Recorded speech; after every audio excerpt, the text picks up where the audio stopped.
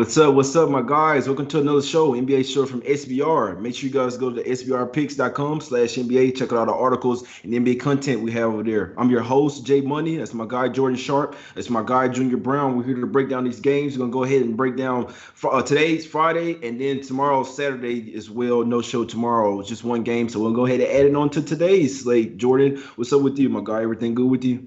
Yeah, everything's good. Just not great the last couple of days. Lost the under in the Clippers-Utah game, game 5.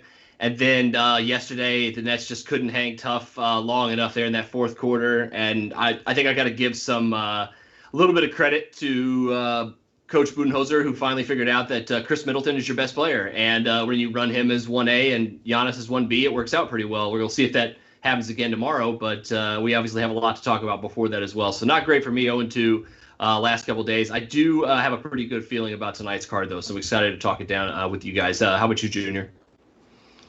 Yeah, I went 1-1. I hit with these bums from Philadelphia with that first quarter bet.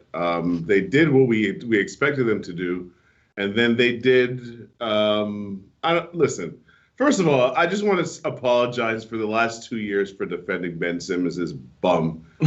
God damn Oh, it, you with bro. me now, Junior? Oh, Jay, man. Junior, I'm remember, you gave apologizing me on my birthday, Jay. So yes, I'm with you, bro. I'm with you. I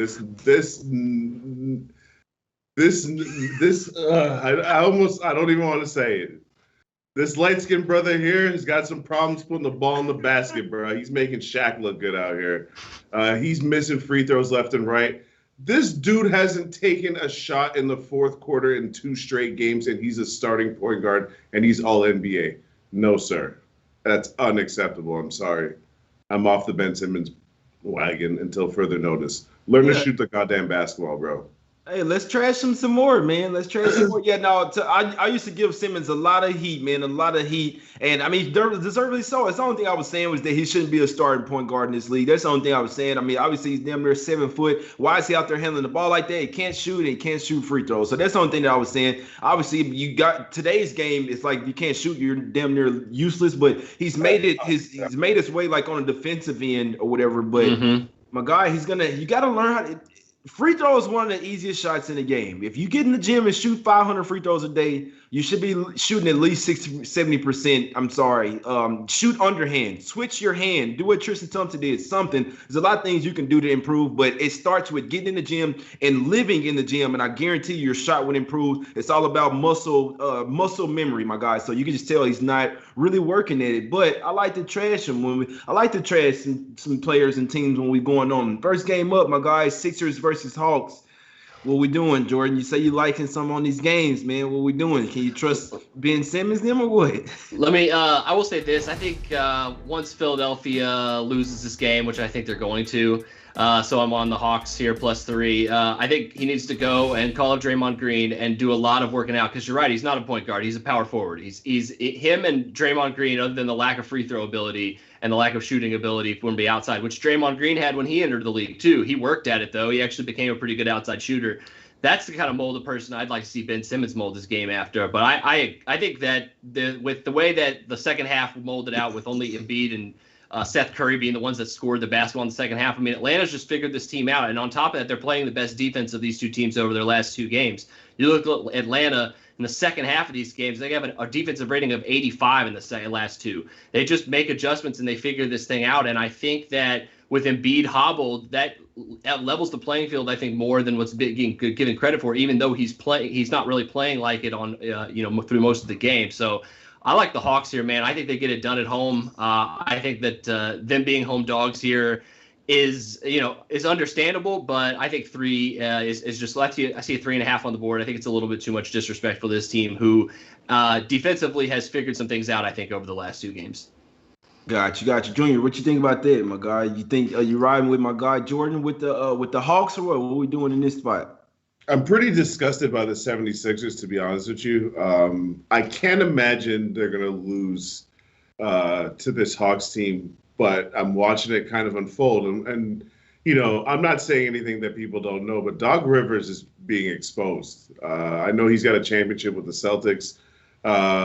People obviously do recognize that was a him and Tim Coach Tibbs collab because Coach Tibbs built that defense.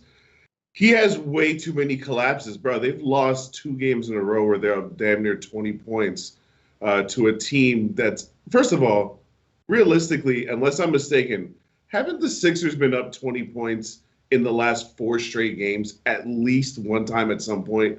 I'm pretty sure they have. In every single game we've watched in the last 4 games, they've been up 20 points, and they've only won 2 of those games.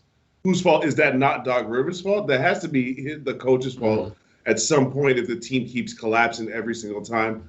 I've already mentioned Ben Simmons. I mean, my God.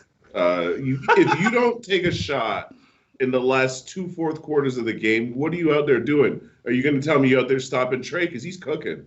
Trey's out there cooking. So don't tell me you're out there for defense because Trey's lighting everybody up. So I don't know what the hell's going on. The only thing I can say is I can't possibly get involved in this game because of what I'm watching. I'm watching Philly dominate this team. So it's not like I'm convinced that Atlanta's the better team. Like, I'm sorry, I'm not. Because I've watched Atlanta be down 20 points at least in 4 straight games. So am I supposed to pretend they're good? At the same time, at some point, Philly, they're going to have to close these out or these guys out, or they're not. My point is I just got way more questions than answers. I want nothing to do with this game whatsoever. Exactly. Yeah, I could never talk anybody out of not betting a Scott Foster ref game, Junior. So I would not do that. I must get to that.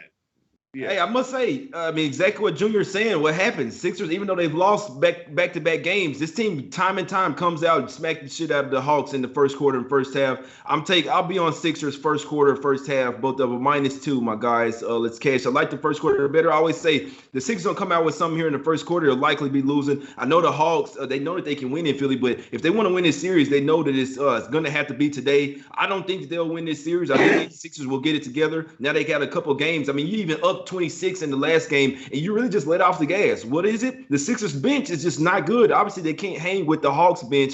Doc Rivers is saying that he's going to tighten up the rotation tonight, which he should. I think the Sixers come out here and handle business today and send those back to Philly. Maybe they could be why Scott Foster's out there, but aside all that, Sixers have covered the past 4 first quarters versus this team. They just come out and overmatch them boys in the first quarter, be up by 8 to 10 points, and I think they'll be up by double digits at the half as well. Give me Sixers first quarter, first half. I'll be honest, I don't even care what happens full game, even though I do think this is a trifecta spot for the Sixers. So it's going to be a trifecta for one of the teams. It's either going to be for the Hawks or the Sixers. I think the Sixers are pretty pissed off here. The plane ride to Atlanta probably wasn't that fun. It's probably quiet as hell. Back-to-back losses now by leading by 20. They've shown they can get up by 20, just have to sustain the lead. But give me what I've seen before, and that's Sixers to smack these boys up early. First quarter -2, first half -2. Let's cash it, my guys. Need the Sixers to come out hot.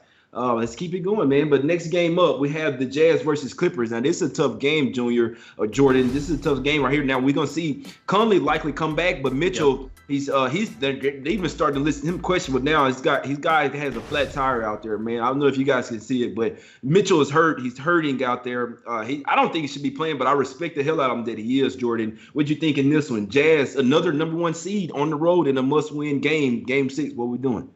I think Conley coming back will ultimately help this team through all 4 quarters of this game. He's just like too much of a solidifying veteran presence on both ends of the court, and they have enough offense to where they really don't need him to score other than maybe, shoot some open shots when it comes to you.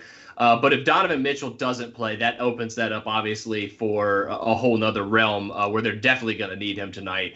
Either way, though, regardless of the injury situation here, I think the first half, at least for me, is the play here. And I'm going with the Clippers first half money line. I think that in the second half, I think Utah is good enough. And these games have shown with all these games have been high scoring first halves.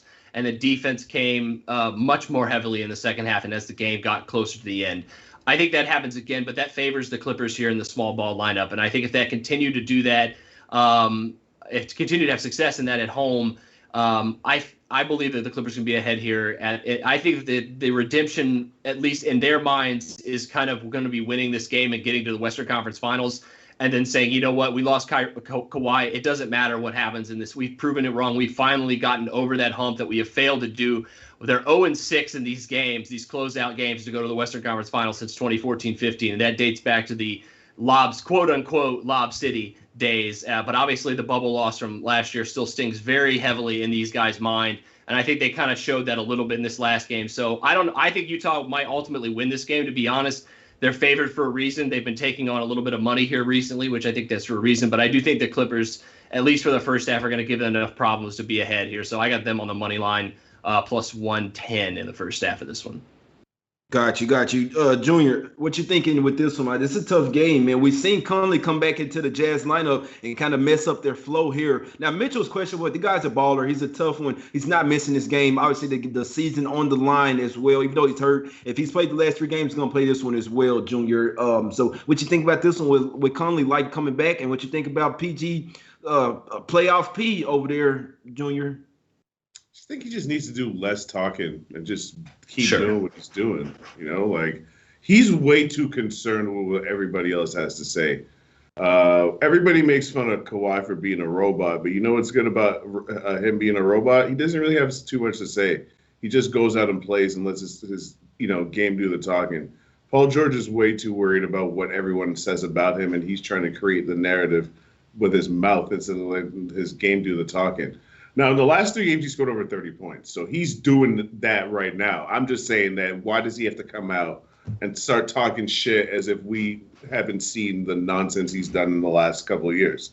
I think if he closes them out tonight, he has a right to do some talking, though. And I think that, well, first of all, my play on this game is the over 220. I think that total is pretty low. I think that both teams are excellent shooting teams. Last game, there's a combined 36 threes made. I would be worried if I'm Utah for this reason, though. Utah is shooting really well from 3. They're making a lot of threes, and they're still getting their asses whooped. That's a problem. So what are you telling me? If they have a bad shooting game, what's going to happen? If they were already getting their ass beat, by margin while making threes. Like last game, they made 20 threes and lost by 8 points. That's crazy. They got to figure some things out. And what I figured out, in my opinion anyways, is that their bench is trash right now in the playoffs. I've been saying that. Yeah. Yang, garbage. Favors, well, I mean, he's not that Favors is garbage, but that other than Jordan Clarkson, who's struggling to hit shots, those are the only 2 even semi-competent players you have coming off the bench. So that's a problem. Plus, you got Conley out. Plus, you got Mitchell with a blown tire. What else are they going to do but jack up a bunch of threes realistically? So I'm on the over 220. I'm not saying Utah can't win. I'm saying they got a lot of problems. They're way too top heavy for their top 2 players to be hurt. That's a recipe for disaster for this team. Whereas the Clippers still have at least one, healthy all-star who's on fire on top of that. So. Because if you look at the matchup, Paul George could fool people by talking smack about how he's dominating. You don't fool me, bro. I watch basketball all day. You're dominating fucking Bogdanovich, fucking Royce O'Neal, and who else? Who's even guarding you, bro? You better be scoring 30 points a game. So stop all that talking and do what you're supposed to do against players and Joe Ingles.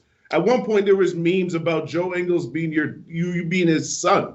So just keep your voice down, keep doing what you're doing, and y'all will go to the Western Conference Finals finally. But my play is over 220. No, I'm with you on that, Junior. I worry about Paul George getting a little too overconfident. We didn't see it in Game 6. I'll tell you, in the Game 5, I'll tell you, the fact that Jazz didn't win that game at the house, obviously with no Kawhi, the first game without no Kawhi, they were at the house. I mean, kept getting the lead, a double-digit lead repetitively, right? The Clippers never went away. I mean, obviously, Jazz have the home crowd, a little bit of racist crowd, but they got the home crowd behind them, all of this. You keep getting up double digits. The Clippers just would not go away. And then the fact that they went out there and made their run in the third quarter, where the Jazz have been the best third quarter team all season, that's where they really come and smack up teams. You come out the half there with a 5-point lead. Clippers go on a 8-0, 9-0 run. They outscore you 32-18 in the third quarter. And the Jazz could never get back into the game from there. Clippers, I had live bet the Clippers minus 2.5. I'm like, Jazz not even come back and winning this game, guys. So the fact they couldn't do that at the house, that's why they're Conley, all right, I have to come back today. Obviously, it's their last straw. Conley, He looked like he's gonna plan to play. Mitchell, he should play as well, guys. So if you're just waiting on that, I do think that they'll tough it out and go here. But Conley, I am kind of worried about him. It is a hamstring. He hadn't played in like six or seven games. He's been out for a while. So even though he's been playing, no real game action. I do worry about the Jazz and Junior. I've been noticed like the Jazz bench is terrible. Like you got Clarkson, he's their only offense you have off the bench. Favors is kind of hurt out there. I don't even think he played many minutes in the last game, which he's been getting exposed anyway. You got Oni, you got Georges Niang. So it's just their bench is not strong, and it's starting to come here, and they're not that strong on the road either. Me personally, I'm not laying 2.5 with the Jazz here. It's Clippers or nothing. I'll likely be staying off the 10, but I think the Clippers can get this one done. And like Paul George said, he don't want to go back to Utah. If they want to win this series, they have to win it tonight. Simply put, you can't go back to Utah. And Conley may have his feet wet then. It'd be interesting to see if Paul George gets too complacent or if he keeps it going, and if him Reggie Jackson and Morris can keep producing. You even got Kennard producing, guys. Clippers have a deeper team. This too deep into the series now to make adjustments. The Jazz might be cooked, my guys, especially without not even an 80% Mitchell. It's gonna be tough, man. Call me crazy. I lean Clippers here. I do. I lean Clippers, my guys. Next game up. Oh boy. I'm going to Junior first with this one, man. Bucks versus Nets. Bucks open up as -1. Bucks open up as -1. Now it's flipped to Nets -1. Of course it's flipped. Yeah. How will the game be called? Of course it's flipped. It's my birthday, JJ. I'm amped up. Of course it's flipped. People smarten up. That's why. Sorry, go ahead. Bucks might get them boys, man. I don't know, man. Bucks might get them, Junior. What you like, bro? I know you can't bet with your heart here, Junior. Listen, it's a 50-50 game if we're being realistic, right? It's a 50-50 game. I'm already all in on the Nets, so am I going to get on the show and lie to you and pretend that I'm not all in on the Nets after all this shit I've talked the whole season? The Bucks don't convince me. I'm sorry. The Bucks don't convince me. They should be smashing these boys. Even in the last game, the Nets played pretty shit, and they were still kind of sort of hanging around. I have mad respect for Giannis for the defense that he came out playing, basically picking dudes up full court, expending a lot of energy, and they managed to hold these guys to 90 points. They're going to hold the Nets 90 points again at home in Brooklyn? I don't see it. And the Bucks are not scoring enough points for me to say that they convinced me that they're going to beat this team. So all I need is a half-decent Harden, good KD, and a couple other guys to make some threes, and they're beating these bum-ass, pretending-ass Bucks. Coach Bud, get your resume ready. Black suits and hard bottoms for all these Bucks. Get them out of here. What you think about them playing? I don't know. I said to myself, man, and I'm watching the game last night. I'm like, why is KD and Harden still in the game? They took them out with about 5 minutes to go. These guys still played 40 minutes back to back. I had a fit. They kind of looked like they was running out of gas. KD missing a lot of shots. Jordan, what you think about those guys playing a bunch? I know you probably on the Nets too. What you think about those two guys again playing 40 minutes once again, Jordan? What you think on this one? I will say that you're exactly right. That's the one thing that's kind of keeping me from making this not a lean and an official play. But I do heavy lean towards the Nets. But that's simply, I mean, other than like that, and like they have similar issues, obviously, without Kyrie than the Jazz are having, is they just don't have a bench. So their guys are just forced to play these huge, heavy minutes. And that could be kind of weighing on them. That being said, all it's going to take for the Nets to win this game is just one guy getting hot. It's going to be, a Joe Harris. We've seen it already with Jeff Green. And Junior said, all you need is half decent Harden. Hey, where Harris? Jordan. Where the fuck is Harris go? Hey, does Harris still on the team? Joe Harris. Can someone tell Joe Harris the playoffs started? All you need is just one of those guys to go. All you need was one to get out of the funk, and it's over. I think for them. So I will say that the Nets concern me, and I think that's why it's going to stay lean. But at this point, they only need one of those guys to come through with a big game to win this, I think. And I agree. The Bucks, like I said earlier in the open the show, they figured something out in this last game, and I will give them credit for that. And I think that's what makes this game a close one as well. But at home, you got to favor the best team. And even without Kyrie, I do think the Nets are still the best team. But it's very, very close. And so it's probably just going to stay lean for me at this point. I'll tell you, the game is going to go how it's ripped. If KD's, you see it, he's not going for 49 and he's not getting his calls. I like KD. I mean, I don't like KD, but he's a good player, damn good offensive player, almost unstoppable player. What do you see in game 6? He's not getting his calls. You don't see him. I think KD was actually like a minus 25 on it. He had one of the worst plus minus in the game, to be honest with you. So while he was good on offense, his missed shots really hurt his team, and his defense really hurt his team as well. My God, he had the same plus minus as Joe Harris. So take that for what it's worth. If KD plays every single minute of this game, I think he'll run out of gas. I think you like Nets, maybe take him early, guys. But KD and Harden are playing way too many minutes, especially Harden. He's injured. That's why y'all see him. Pick him up from you got to give Budenholzer a little bit of credit. Game 6, he did make some adjustments. Giannis, he make him go in. Don't shoot any threes. You go into the paint, you pass it out. You defer to Middleton, and we're going at Harden every single play. We're going at Harden, and we're picking him up full court. So that's why the game was different. But it's always about the refs, guys. Game 5 was refed for the Nets. Clearly, you can see it. KD got every call. Game 6, KD weren't getting those calls. Harden was mad. He wasn't getting calls, and the Bucks were getting the calls. I mean, I'll be real with you guys. Bucks were getting the calls. So it's up to, I guess it's who the refs on, man. I guess it's tough, but I think the Bucks are the better team. I think the Nets might run out of gas, man. Junior, what's up? No, I just try not to disrespect the Bucks too much because they've been a good team for a couple of years. I just think that because Giannis is not that guy, and it's really going to come down to Chris Middleton playing like he did in the last game. I just don't think that's going to happen. Yeah, he's not the same on the road, Junior. You got a good point. Come on, man. I've seen him choke in some really big playoff situations. So I'm just not. I'm admitting obviously that I'm biased in this situation with the amount of money I have in futures. I have future bets, blackjack bets, this bet, that bet. I got bets with my homeboys. I'm all in on the Nets. So I'm admitting that. But I just think that if it's a close game, I think if the Milwaukee Bucks beat these guys, they got to be blowing them out.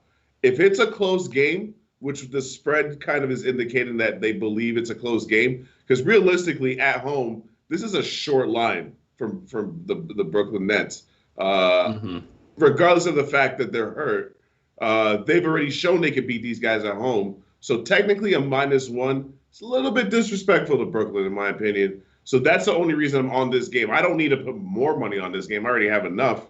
But I think with a short line like this, sprinkle a little bit more. And I definitely don't believe in this Greek freak, this African Greek freak, and Middleton. Get the hell out of here. Joe, you make a good point where Middleton could fold, and they will need him to be on his best game. You did kind of, Jordan, I don't know about you, but Giannis, he is one to kind of read to like into his legacy, whatever probably goes on social media, reads what seeing people are saying about him. My guy looked kind of pissed last night. So like I say, the game was called for the Bucks, but I mean, they came out there and cashed the trifecta spot. They played KD, as much as everybody wants to worship him like a god. He doesn't like when PJ Tucker's on him, Jordan. I don't know about you. If you're noticing, I know PJ Tucker's a lot smaller guy, but he doesn't like when that physicality is on him. If PJ Tucker doesn't get a couple of quick fouls on him, I worry about y'all boy KD, and I also worry about him. They'll likely try, because I don't know what you guys are seeing. They need KD on the floor the whole game, Jordan. The whole game. He's running out of gas. You're not seeing this, man. These guys, KD and Harden are the whole team right now. So that's the only thing. Harris, you keep getting bum-ass Harris, and KD clunking those shots. It starts to get tired in the second half. I can see the Bucks finally moving on. We got to remember, this team has gotten close every single year. They had the continuity, basically the same team, just hadn't got over that hump. They're a better defensive team, man. I'm only looking Bucks. I know everybody in the world likes the Nets. I think the Bucks might get past them here. I think it's the fatigue starting to play in, Jordan. No, I don't disagree. I mean, like I said, it's probably gonna keep my play a lean on, like I said, just to Brooklyn side of things. I just think I believe. I don't necessarily if I believe in the PJ Tucker narrative, but I do agree with you that they are the better defensive team. Absolutely, you're 100% correct on that. That's been the case this whole time. But I do think we have to look at home. You're right. I mean, Harris in the last 3 games has been horrible. He was great the first 2 games in Brooklyn, though. He just had a bad game 5 at home. He's still shooting 39% at home in this series from 3. Like it was all it takes is one guy. They showed that in game 5. I think that it happens here. Somebody's going to step up other than Harden and Durant, and I think that they're going to get it done. And overall, Milwaukee on the road, I haven't trusted them in this spot forever. I don't think I'm going to do it here in a game 7 against the Brooklyn Nets. Even a very hobbled Brooklyn Nets team, I will say that. But at the same time, I think this is just one that if I do bet, it will probably be live because I kind of want to see if indeed my prediction of kind of one of those role players for Brooklyn stepping up early, if that's the case, I'll feel a lot more confident in Brooklyn. But I don't know if it's going to make me confident enough. Like I said, if you're betting Brooklyn here, for me, it's you're betting if one of those guys showing up. So I'd rather just maybe bet one of those guys a prop play and not even mess with the full game line. Exactly. Maybe Nets early, first quarter, first half. Yeah, something like in that. All honesty. In all honesty, maybe like I could see them coming out there, but I could really see just from what I'm watching. My guy KD started to fatigue, and I think they should have took him out way earlier yesterday. But I don't know. It'll be a really good game. Junior, I want to ask you real quick. Game 7 usually bodes well for the under here. Do you think we see a defensive game or what? Just what you think about that? I don't know about this total. This total is pretty low. It's 215. But it makes sense, right? There's been several games that have one, if not both teams, scored under 100 points. I guess you'd have to lean under, though, right? Just the way these games have been played. I know the tension in this game is going to be high because no matter who loses the game, it's going to have a lot of consequences. I mean, I know the Nets can make the excuse that they're injured. You know what I'm saying? So that's, I guess, a ready-made excuse for the Nets. But, a super team is a super team. You can't be losing in the second round. And the Bucks have been, the Bucks made it to the conference finals against the Raptors a couple of years ago, but then they lost 4 straight games after winning the first 2. So their playoff history hasn't been great either. And you've got to figure that there's going to be somebody going, a.k.a. Coach Bud, if they don't win. So the tension in this game is going to be crazy. It's going to be a classic game, you would think.